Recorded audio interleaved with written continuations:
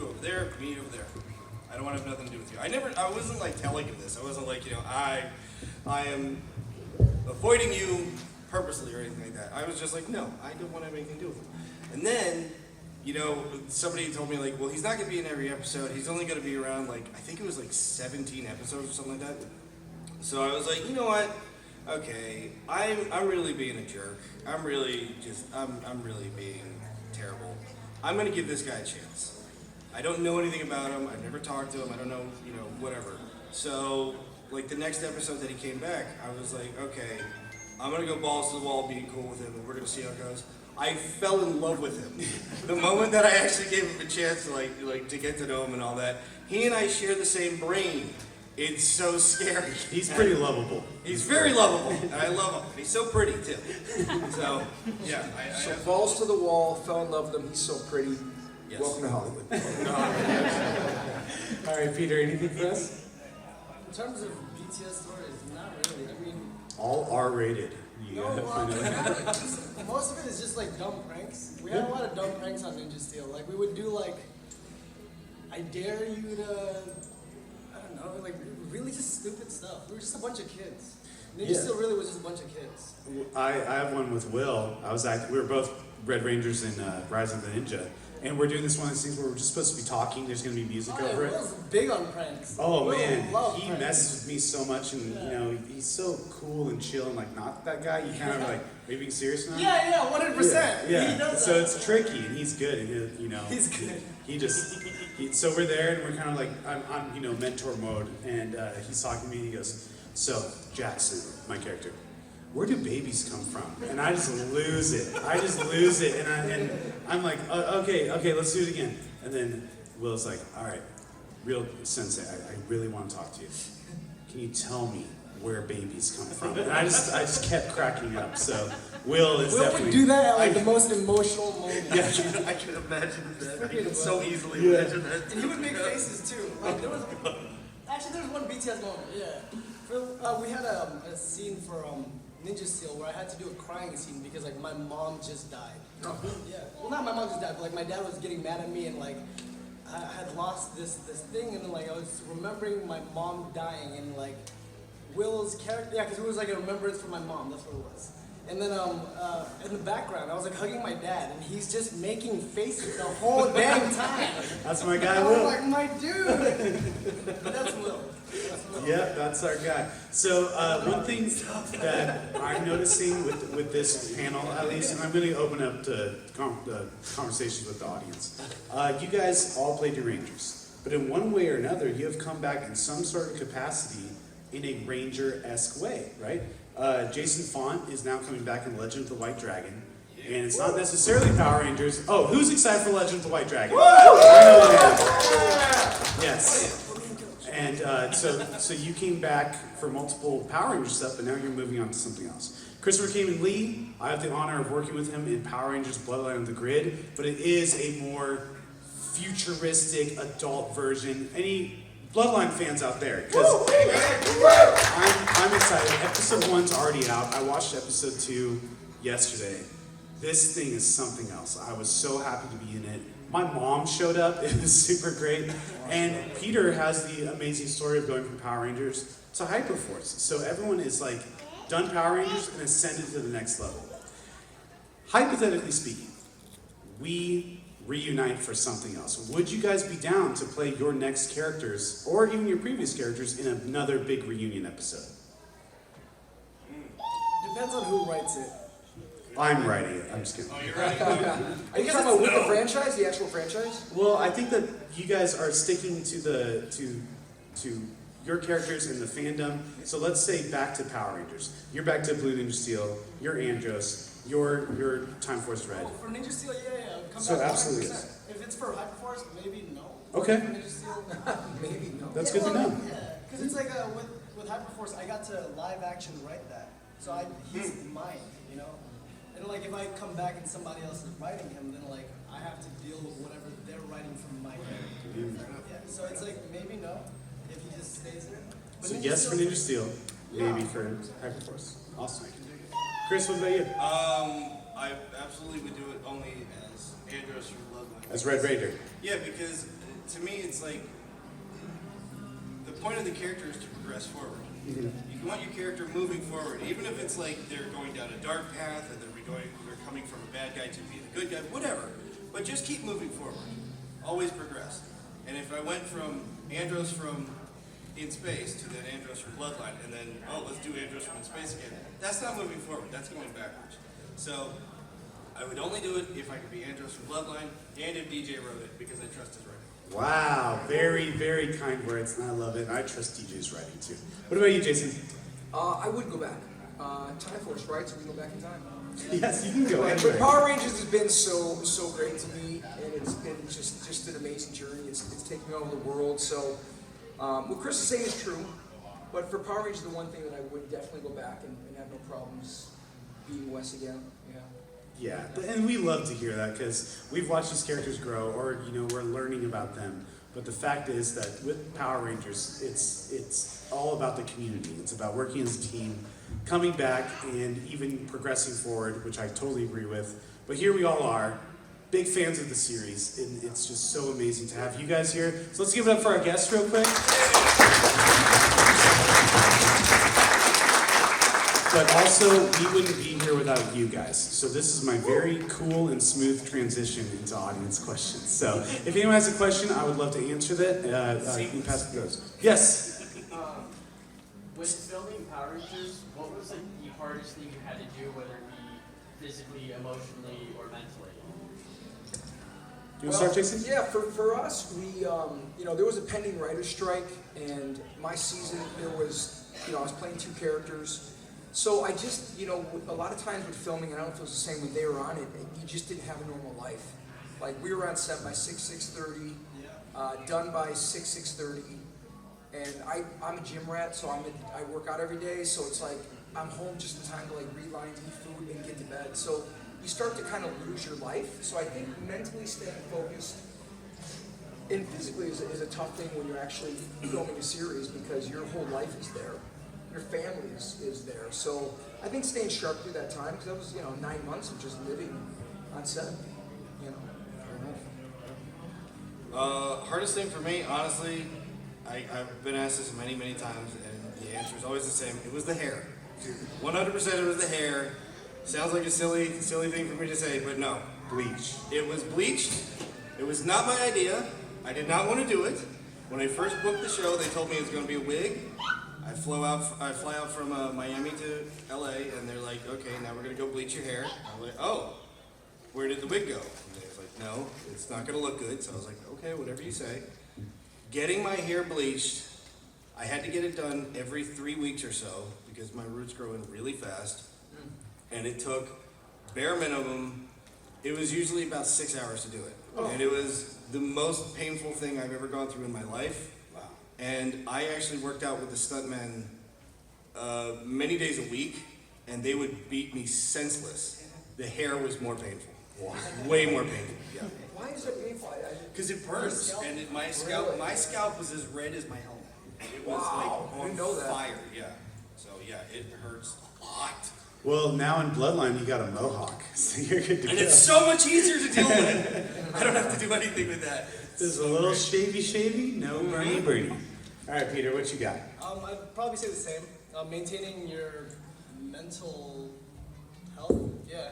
When you're doing it, it's really, really fun, and the idea of just being a ranger is amazing. But then when you actually get there, it's 4 a.m. pickups to be on set at 6, and then you're there all day, and then you get back home at 7. You still gotta have a life. You still gotta keep up to shape because you're being a ranger, so you have to look presentable. Yeah. And on top of that, remember the lines. And then on top of after that, it's your performance relies on that. So it's maintaining mental fortitude, remembering that this is for the art and you're really enjoying it. And you're a part of a legacy that's gonna live on forever. Yeah. Did it help you being in New Zealand because maybe less distractions of going out, or because you guys were kind of just? Well, I had a family at the time, so I had no distractions, but still it's remember the lines. We had the scripts. We got I don't know about you guys, but we had the pages a week before, and we had to do it all, So yeah, we had the pages the week before. You had the pages a week before? Yeah. So we had the weekends to do it. Yeah. I mean, I don't remember most of us would go out, but yeah. I wasn't that fast of a learner, so I had to like actually like study it, because I didn't come into the industry as like an actor, you know. So How'd you come into the industry? I came into it from background acting. I kind of stumbled into it. Okay.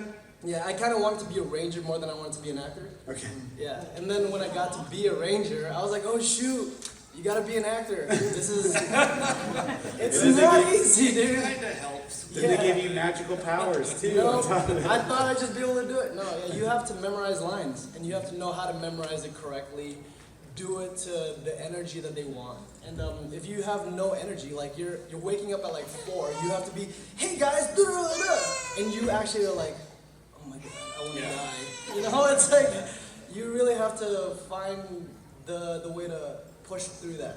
Yeah, it's positives over negatives. And again, I respect the hell out of these guys. And from what I know about being an extended universe ranger, it's tough. It's just as hard, because you're pushing for it. You're going against the stream. Yeah, yeah, and people are out for us, but Yeah. I am just so happy to even be accepted at all. And you guys and your stories, it's just, at the end of the day, we're here. There are literally lines and thousands, hundreds of thousands of people that love you. And so we go through it, but at the end of the day, we have, you guys have this legacy where it's going to last forever, and it's so cool that you guys made it this far. And it's never going to stop. So next audience question. Yes? What were the hardest stunts that you really had to do? I got one if you guys need a second to think about it. There was in End of Time, me and Dan Southworth had to save him again. But I had to grab him and I had to pull him to safety as they were going to launch major explosions blowing up these streets, which were very real. So they said to us, when you grab Dan and throw his arm around you and start running, do not stop.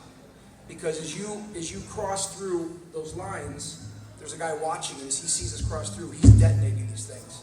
Oh god. So as it started to go, if you watch End of Time, you can see us running, and you can just feel the explosion just going, boom. You feel the heat wave. And you knew, like, oh, if we trip or anything can happen, you know, I mean, I'm sure it was behind us a bit, but it was close enough where you could just feel the flames, and there was like 3 of them. So we were running, and it's just a thing, and don't stop. And Dan's, you know, obviously he's pretending he's really hurt, so I'm kind of picking him up, and He's not late. I'm like, here we go, you know, we gotta keep going. So that was probably the most difficult, because, you know, you can fall and do all that stuff, but when you feel those huge explosions coming on you, in Movie Madness 2, they had the big explosion, you can just feel the things go right over you. Yeah.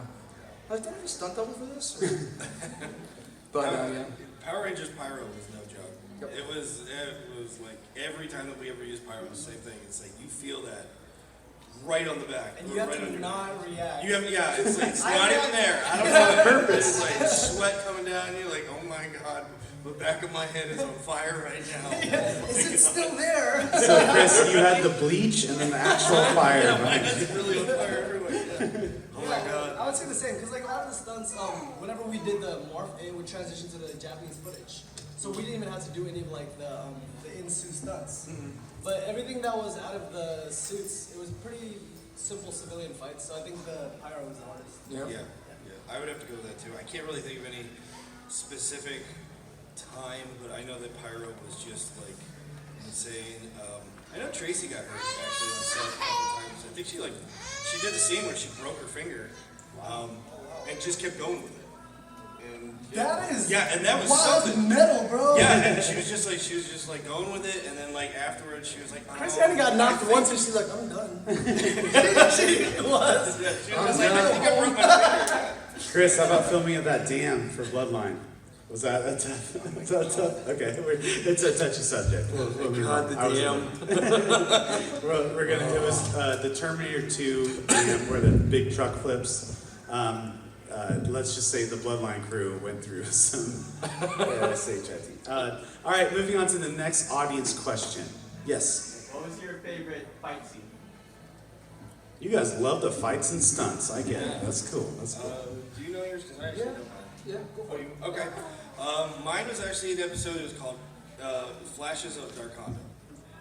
The reason why I loved it was because the entire, I think like the opening of the episode was 100% Mos Eisley from A New Hope. Nice. It was totally Star Wars. It was the cantina scene. So I've always been a huge Star Wars nerd. I've got Darth Vader on a ring, okay?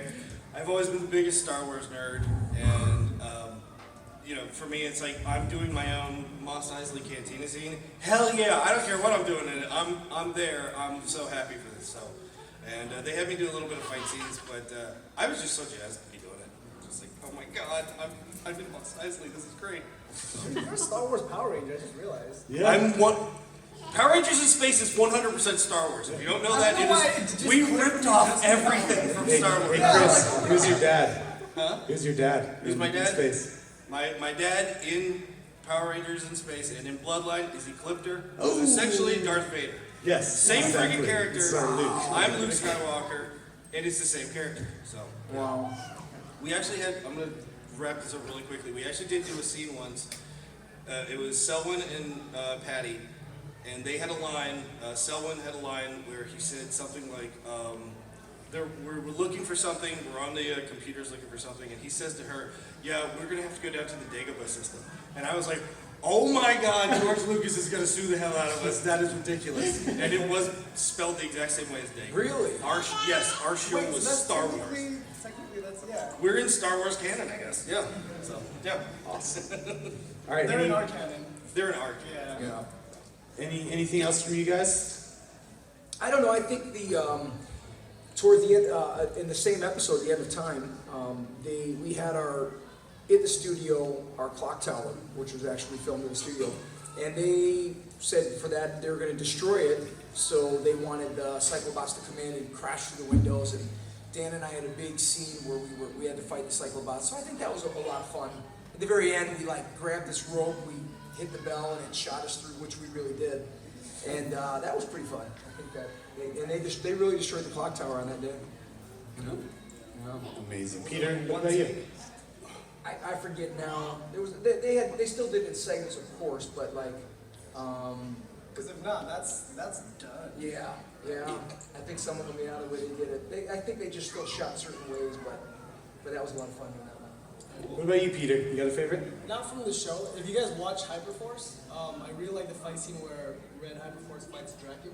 Oh, legends combined. If they ever did that into an animated series, that'd be really cool. Or Or a live action. or tomorrow. I would We'll love do to it. do that with Yeah, JDF. that'd be JDF would awesome. be down, I feel like. All right, guys, this has been the Forever Red panel. Before I close it up, sorry, real quick. Before I close it up, we have Ranger Legacy right across the way. All three of these amazing people will be there, signing, taking pictures, whatever you need. Come cruise through. You guys have been awesome. Let's give it up for the Forever Red panel.